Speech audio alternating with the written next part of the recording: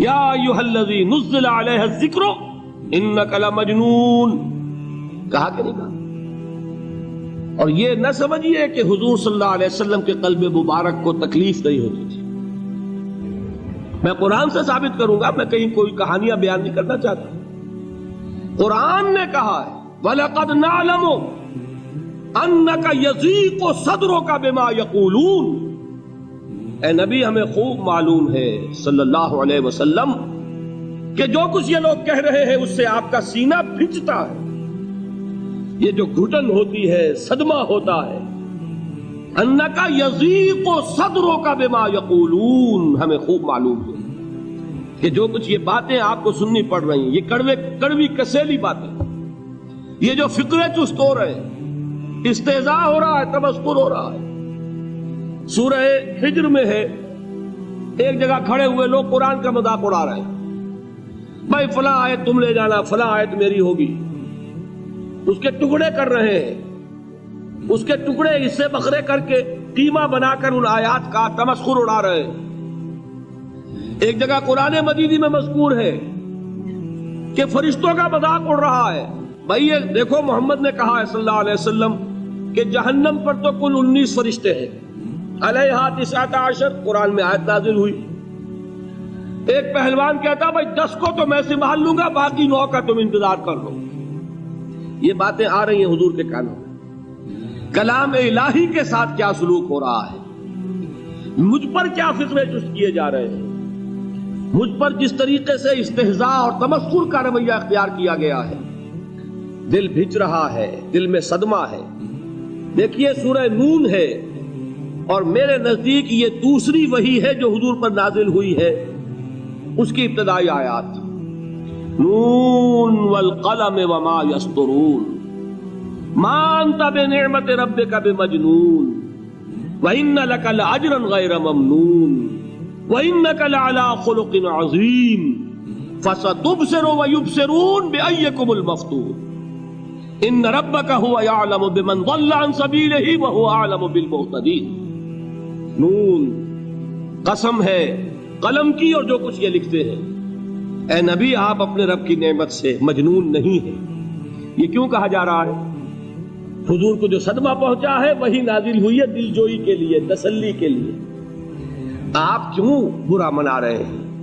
اے نبی آپ کیوں صدمہ اور رنج اور اندوہ محسوس کر رہے ہیں؟ ان بدبختوں کے کہنے سے کوئی آپ مجنون ہو جائیں گے؟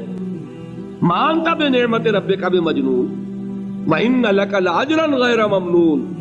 آپ کو جو یہ صبر کرنا پڑ رہا ہے، آپ کو جو یہ جھیلنا پڑ رہا ہے، اس کی وجہ سے آپ کو وہ اجر ملے گا جس کا سلسلہ کبھی منقطع نہیں ہوگا. وَإِنَّكَ لَعَلَىٰ خُلُقٍ عَظِيمٍ. اور اے نبی آپ تو خلق عظیم کے حامل ہیں. آپ کا اخلاق، آپ کا کردار، آپ کی سیرت، آپ کی شخصیت میں طہارت، نفاست، پاکیزگی، آج تک دنیا نے کوئی پاگل، کوئی مجنون ایسا بھی دیکھا؟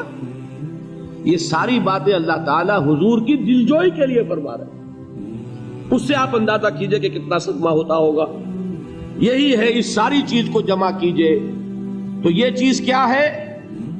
وَاصْبِرْ عَلَىٰ مَا يَقُولُونَ وَاهْجُرْهُمْ هَجْرًا جَمِيلًا. صبر کرو اے نبی، صبر کرو اے محمد صلی اللہ علیہ وسلم، جھیلو اور برداشت کرو اس پر جو یہ کہہ رہے ہیں. اچھی طرح نوٹ کیجئے یہ بات، ذرا سیرت ہی کا سمجھ لیجئے، آج ایک بیان ہو جائے گا. یوں سمجھیے جب حضور نے یہ کہا کہ مجھ پر وحی نازل ہوئی، فرشتے سے ملاقات ہوئی، تو اب وہ چہمے گوئیاں شروع ہو گئی. معلوم ہوتا دماغ خراب ہو گیا. دیکھیے ہم نہیں کہتے تھے یہ جا کے غار حرا میں بیٹھتے ہیں، کئی کے دن رہتے ہیں، بھوکے رہتے ہیں، وہ خشکی چڑھ گئی نا. آخر یہ جس طرح کی باتیں دنیا میں آج ہوتی ہیں اسی طریقہ کی باتیں ہوتی ہیں. عتبہ ابن ربیعہ ایک مرتبہ آتا ہے، کیونکہ قریش کے بڑے لوگوں میں سے تھا، تو قریب آ کر بڑی اپنائیت کے ساتھ، بڑی شفقت کے ساتھ، بڑے بزرگانہ انداز میں کہتا ہے بھتیجے حضور سے، بھتیجے اگر واقعی کسی بد روح کا سایہ ہو گیا ہے تم پر، وہ آسیب آ گیا ہے تو مجھے بتا دو. میرے بہت سے عاملوں سے تعلقات ہیں، میں کسی کو بلا کر یہ تمہاری بدروح دور کر دوں گا. اب آپ سوچئے کیا بیتی ہوگی حضور کے دل پر. یہ وہ کیفیات ہیں، اور یہ نوٹ کر لیجئے 4 برس تک یہی شکل رہی ہے۔ مخالفت اسی نوع سے ہوئی ہے جس کو کہتے ہیں فزیکل پرسیکیوشن، جسمانی تشدد، وہ پہلے 4 سال نہیں ہوا۔ اس کی وجہ کیا ہے کہ در حقیقت جب بھی کبھی کوئی ایسی دعوت اٹھتی ہے، اب مجھے اجازت دیجئے میں ایک لفظ انقلاب یہاں استعمال کر لوں، انقلابی دعوت۔ کل میں نے کہا تھا نا، ایک ہوتی ہے خالص مذہبی تبلیغ، ایک ہوتی ہے انقلابی تبلیغ۔ مذہبی تبلیغ کی سب سے بڑی مثال عیسائیت کی تبلیغ، اور انقلابی تبلیغ کی سب سے بڑی مثال اشتراکی تبلیغ۔ میں باہر سے مثالیں دے رہا ہوں، اندر سے نہیں دینا چاہتا۔ آگے یہ کہ ہی قدر گفتے باقی فکر کن، آگے انسان اپنی عقل سے کام لے، سوچے، غور و فکر کرے۔ تو یہ انقلابی تبلیغ تھی محمد الرسول اللہ صلی اللہ علیہ وسلم۔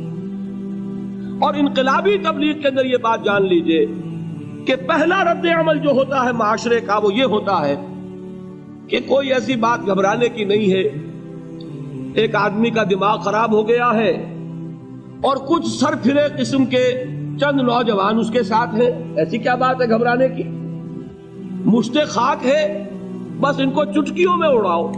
جو چٹکیوں میں اڑانا کہلاتا ہے نا، اسی کو قرآن مجید میں ایک اور جگہ کہا گیا ہے، یریدون لیطفئوا نور اللہ بافواہہم، یہ چاہتے ہیں کہ اللہ کے نور کو اپنے منہ سے بجھا دیں، پھونکے مار کے ہی بس۔ تو پہلا رد عمل جو ہوتا ہے ایک نظام کا، ایک کسی انقلابی دعوت کے خلاف، وہ رد عمل ہوتا ہے استہزاء، تمسخر، مذاق کرو، ان کو جس کو آپ انگریزی میں کہتے ہیں ڈی مورلائز کر دو، ان کی ہمتیں جو ہے وہ ٹوٹ جائیں، ان کو اس طریقے سے، اسی کا نام ہے آج کل کی اصطلاح میں کیریکٹر اسیسینیشن، ان کی شخصیتیں جو ہیں ان کو داغدار کر دو، ان کا اعتبار ختم کر دو، ان کا استہزاء کرو، تمسخر کرو۔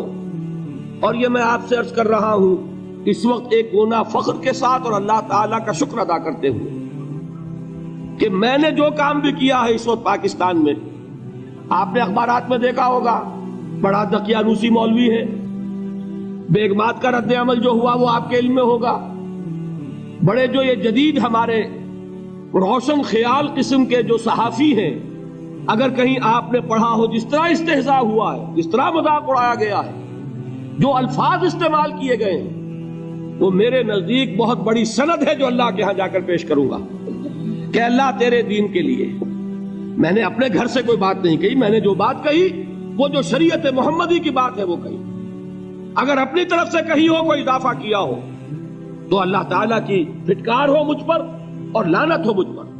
لیکن اگر میں نے وہی کچھ کہا جو شریعت محمدی کا تقاضا ہے اور قرآن اور سنت کی بات ہے، تو پھر اگر مجھے کسی نے پاگل کہا اور کسی نے دقیانوسی کہا اور کسی نے اور فقرہ جست کیا، تو میں اس کے لیے، میں تو سمجھتا ہوں میرے لیے وہ سند ہے جو اللہ تعالیٰ کے ہاں میں جا کر پیش کروں۔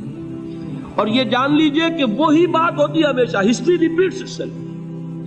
وہ بات کریں گے جو حضور نے کی تھی، وہی رد عمل سامنے آئے گا جو اس وقت آیا تھا۔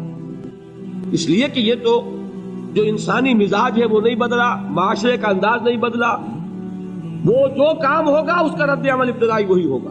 اور اس میں در حقیقت امتحان ہوتا ہے صبر کا۔ کیا دل شکستہ ہو کر بیٹھ رہے گا انسان؟ ہمت جواب دے جائے گی، کمر ٹوٹ جائے گی، قوت ارادی اور عزیمت جو ہے مزمحل ہو جائے گی، پھونکوں سے چراغ بجھ جائے گا۔ یہ جو میں نے آیت آپ کو سنائی تھی، اس کا بڑی خوبصورت کے ساتھ ترجمہ کیا ہے مولانا ظفر علی خان نے کہ نور خدا ہے کفر کی حرکت پہ خندہ زن، پھونکوں سے یہ چراغ بجھایا نہ جائے گا۔ یریدون لیطفئوا نور اللہ بافواہہم واللہ متم نورہ ولو کرہ الکافرون، یہ چاہتے ہیں کہ اپنے منہ کی پھونکوں سے اللہ کے نور کو بجھا دیں، حالانکہ اللہ تعالیٰ تو اپنے نور کا اتمام فرما کر رہے گا، خواہ ان کافروں کو کتنا ہی ناگوار ہو۔ اس کی ترجمانی ہے نور خدا ہے کفر کی حرکت پہ خندہ زن، پھونکوں سے یہ چراغ بجھایا نہ جائے گا۔ بہرحال اس مرحلے پر میں نے آپ کو 2 صبر بتائے۔ صبر کس چیز سے؟ اپنا کیریئر دنیاوی جو بھی آپ حاصل کر سکتے تھے، ذہین آدمی ذہانت لگائے گا تو دین کی دعوت دے گا ایٹ دی انٹلیکچوئل لیول. اور یہ بات جان لیجئے کہ یہ چیز دنیا میں کسی کمائی کا ذریعہ نہیں بن سکتی. اسے قربانی دینی پڑے گی کیریئر کی، اپنے مفادات کی، تب کام کر سکے گا. عام آدمی وقت لگائے گا، صلاحیتیں صرف کرے گا، اپنی وہی اس وقت سے اور توانائی سے پیسہ بنا سکتا تھا. آج کل تو آپ کو معلوم ہے کہ بڑی سادی ہو گئی ہے یہ حساب کتاب کی بات، بہت سادہ. ایک انسکلڈ لیبرر کا 1 گھنٹہ برابر ہے اتنے روپے کے، ایک سکلڈ لیبرر کا 1 گھنٹہ برابر ہے اتنے روپے کے.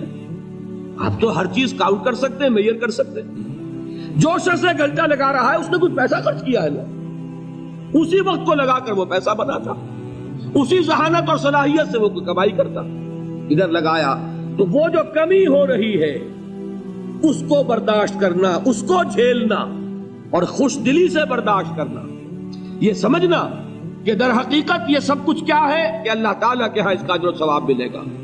یہ صبر کا ایک رخ، اور استہزاء ہو، تمسخر ہو، مذاق اڑے، فکرے چست ہو، دقیانوسی کہا جائے، ریئیکشنری کہا جائے، یہ بڑے ریئیکشنری ہے، یہ بڑے پچھلے زمانے کے لوگ ہیں، اگلے وقتوں کے ہیں یہ لوگ، انہیں کچھ نہ کہو. جو کہا جائے سنو. وَاصْبِرْ عَلَى مَا يَقُولُونَ وَاهْجُرْهُمْ هَجْرًا جَمِيلًا. اور صبر کیجئے محمد صلی اللہ علیہ وسلم. دیکھیے کوئی پہلو ایسا نہیں ہے جس میں ہمیں ہدایت قرآن مجید سے اور سیرت محمد صلی اللہ علیہ وسلم سے مل نہ جائے. اگر اللہ تعالیٰ مقام دعوت پر فائز ہونے کی توفیق عطا فرما دے تو جو مرحلے پیش آئیں گے وہ آپ کو نظر آ جائیں گے سیرت محمدی میں صلی اللہ علیہ وسلم. اور اس وقت حضور سے جو کہا گیا اس سے آپ کے دل پر بھی، اس کے زخمی جو آپ کا دل ہے، آپ کے احساسات ہیں، اس پر مرہم رکھا جائے گا. وَلَقَدْ نَعْلَمُ أَنَّكَ يَضِيقُ صَدْرُكَ بِمَا يَقُولُونَ. ہمیں خوب معلوم ہے کہ جو کچھ آج تمہیں سننا پڑ رہا ہے اس سے تمہارا سینہ بھجتا ہے، تمہیں رنج اور صدمہ ہوتا ہے. لیکن وَاصْبِرْ عَلَى مَا يَقُولُونَ، جو کچھ یہ کہہ رہے ہیں اس پر صبر کیجئے، اس کو جھیلیے اور برداشت.